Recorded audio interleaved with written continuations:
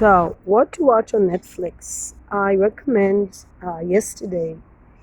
It's really a great film in the way that it's entertaining and it has good music, all performed by the actor, I understand.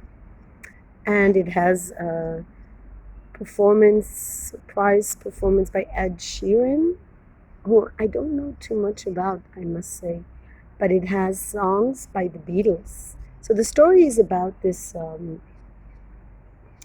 science with twist on science fiction, where there's a sudden blackout all over the world, which wouldn't actually happen all over the world because half the world is in daylight when the other one is at nighttime, but doesn't matter. There's like a major blackout, and the Beatles are erased. Every trace, every reference known to the Beatles is erased. Nobody knows any of the songs anymore.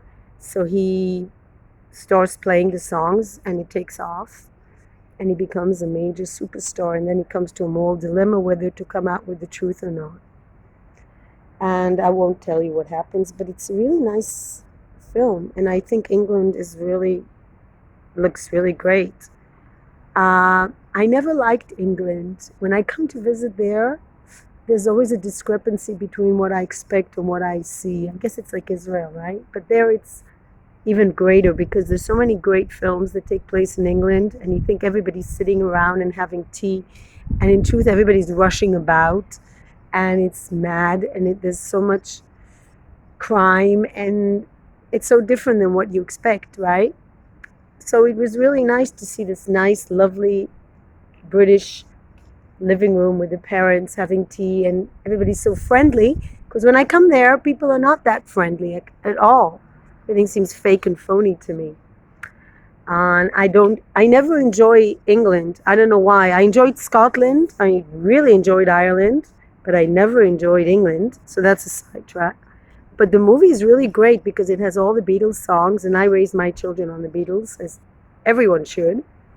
Really, really great film.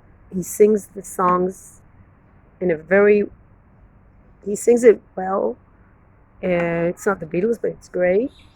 And it was made in 2019, so we know that only two living Beatles are supposed to be there, but they somehow disappeared too, Ringo Starr and Paul McCartney. I guess they couldn't recruit them.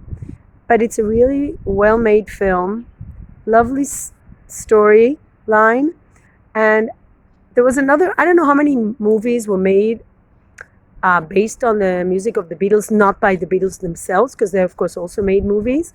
But the other one was very disappointing, Hands Across the World or something.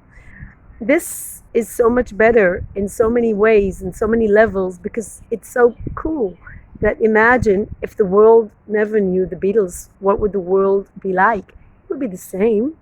But then when any great music comes to the world, like the Beatles, it does change. It does change the world in small little ways. And if only in just making people happy and in touch with their emotions and feelings, which is what this movie is all about. It's not a great film, but very thoroughly enjoyable. And it caused me to walk the dogs much later than I should. And I really recommend it. There's not a lot of good stuff on Netflix, and this is maybe one of the only ones I haven't seen, the good stuff that I haven't seen, because there's not a lot of good things. So definitely check it out.